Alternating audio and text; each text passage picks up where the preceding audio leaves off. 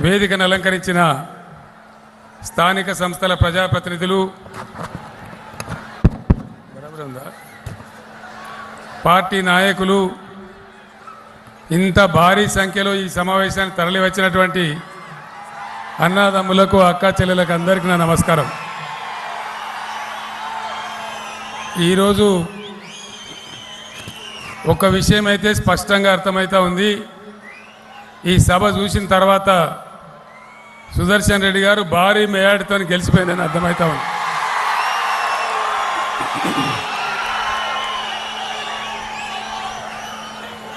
మన దేశానికి స్వాతంత్రం వచ్చి 75 ఏళ్ళు గడుస్తూ ఉంది. ప్రజాస్వామ్య ప్రక్రియ ఈ దేశంలో ఉంది. కానీ ప్రజాస్వామ్య ప్రక్రియలో ఈనాటికి కూడా రావాల్సినంత పరిణతి రాలేదు. ఆ కారణం చేత ఎన్నికలు వస్తే పెద్ద హడావుడి, గందరగోళం, అబద్ధాలు, అభాండాలు, ఆరోపణలు అంతా గందరగోళంగా ఉంటుంది. మీ అందరికీ తెలుసు. మీ అందరినీ నేను ఒక మాట ప్రార్థిస్తూ ఉన్నా. ఎలక్షన్లు చాలా వచ్చినాయి, చాలా పోయినాయి. మీరందరూ కూడా చూసినారు, ఓట్లు కూడా వేసినారు. మీ అందరిని నేను కోరేది ఒకటే, నేను ఏదైతే ప్రజాస్వామ్య పరిణతి అని చెప్పినో అది రావాలంటే నేను చెప్పే 4 మాటలు మీ ఊర్లకు పోయిన తర్వాత మీరు జనంలో చర్చ పెట్టాలి, నిజానిజాలు తేల్చాలి. అప్పుడే ఎన్నికల్లో మీరు ప్రజలు గెలవడం ప్రారంభమైద్దని నేను మనవి చేస్తూ ఉన్నా.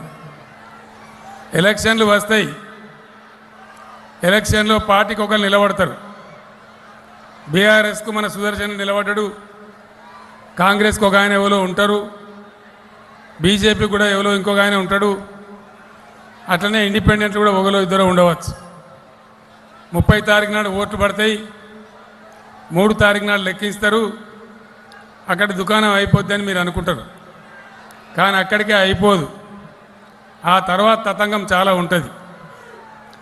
ఎవరైతే ఈ నాయకులు నిలబడ్డారో వీళ్ళ వెనక చాలా పెద్ద పార్టీలు ఉన్నాయి. ఆ పార్టీల చరిత్ర కూడా మీరు చూడాలి.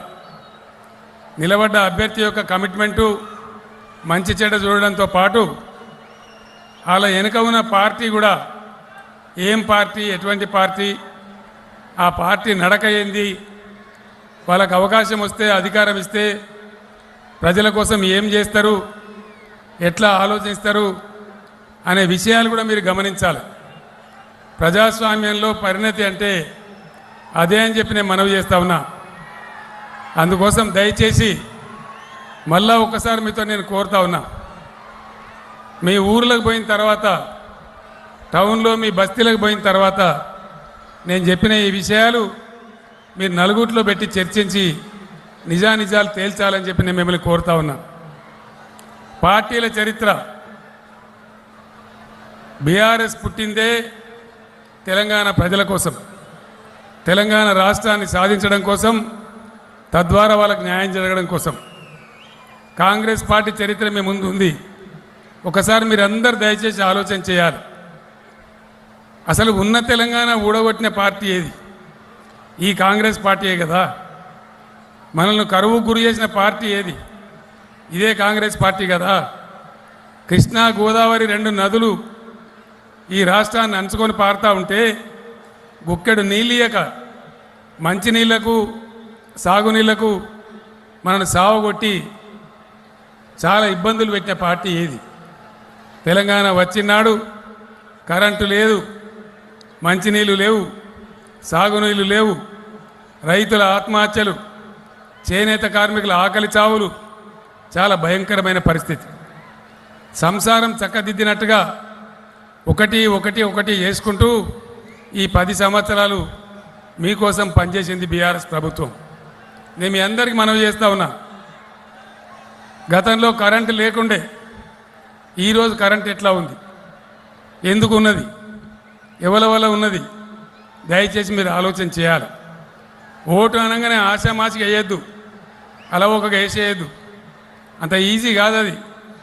ఎందుకంటే మీ యొక్క 5 సంవత్సరాల భవిష్యత్తును అది నిర్ణయిస్తుంది. 5 సంవత్సరాల రాష్ట్ర భవిష్యత్తును మన ప్రజల భవిష్యత్తు నిర్ణయిస్తుంది కాబట్టి చాలా జాగ్రత్తగా ఆలోచించి ఓటు వేయాలి. అప్పుడే మీరు గెలవడం స్టార్ట్ అవుతుంది. అదే ప్రజాస్వామ్య పరిణతి, డెమోక్రటిక్ మెచ్యూరిటీ, అది రావాల్సిన అవసరం ఉంటుంది. మీ అందరిని కూడా నేను కోరుతా ఉన్నా, ఒకటి ఎట్లా చేసుకుంటూ వచ్చినాం అది మీ కళ్ళ ముందర ఉన్నది. ఇంతకుముందే మిత్రుడు సుదర్శన్ రెడ్డి చెప్పిండు, గోదావరి పాకాల 60 ఏండ్ల డిమాండ్ ఎవ్వరు కూడా చేయలేకపోయినారు, కానీ ఒక సుదర్శన్ రెడ్డి పట్టుబట్టి చేయించిన విషయం నిజం కాదా? మీరు ఆలోచన చేయాలి. గతంలో యాసంగిలో ఎంత పంట వండేది?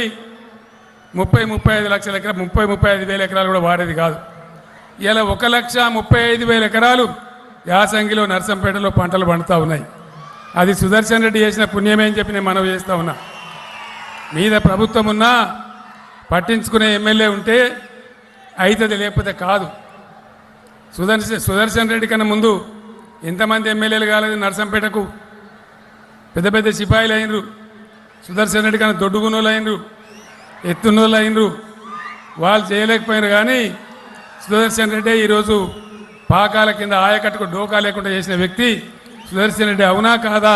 మీరు ఆలోచన చేయాలని చెప్పి నేను కోరుతా ఉన్నా.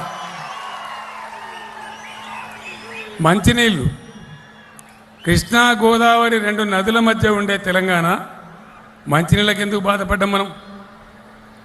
మేము అధికారంలోకి వచ్చిన తర్వాత ఒక్కొక్క సమస్య పరిష్కారం చేసుకుంటూ వచ్చినాం. మంచినీళ్ళు, నేను మీకు తెలిసి మీరు అందరు టీవీలలో చూసినారు. మిషన్ భగీరథ మొదలు పెడితే నేను క్లియర్గా చెప్పిన 5 సంవత్సరాలలో అది కంప్లీట్ చేసి మీకు నీళ్ళు అందియకపోతే వచ్చే ఎలక్షన్లో బీఆర్ఎస్ నిలబడదు, మిమ్మల్ని ఓట్లు అడగము అని చెప్పినాం. మరి కేసీఆర్ కన్నా ముందు, కేసీఆర్ కన్నా దొడ్డుగున్నోళ్ళు, కేసీఆర్ కన్నా పొడుగున్నోళ్ళు ఎంతమంది ముఖ్యమంత్రులు కాలే? 2 నదులుండగా ఎందుకు మంచినీళ్ళు ఇయ్యలే? మరి వాళ్ళు ఎట్లా వచ్చినాయి? భారతదేశంలో ప్రతి గిరిజన గూడానికి, ప్రతి లంబాడి తండాకు, ప్రతి ఇంట్లో నల్లాబెట్టి నీళ్ళు ఇచ్చే ఒకే ఒక్క రాష్ట్రం తెలంగాణ రాష్ట్రం.